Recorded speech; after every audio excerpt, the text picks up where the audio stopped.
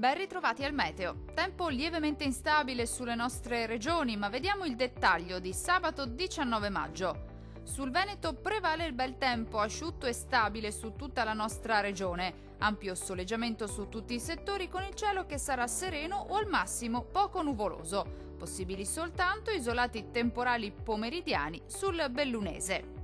Temperature minime tra 11 e 14 gradi. Valori massimi compresi invece tra 21 e 25 gradi circa.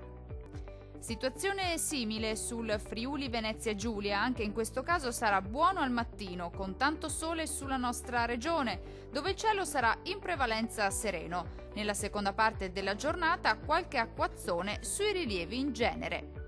Temperature minime tra 13 e 14 gradi, valori massimi oscillanti invece tra 23 e 26 gradi.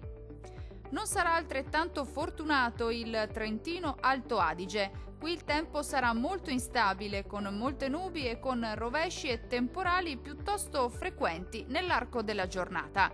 Generale miglioramento però già entro la serata. Concludiamo infine con le temperature. Le minime saranno comprese tra 13 e 15 gradi, valori massimi oscillanti invece tra 20 e 21 gradi circa.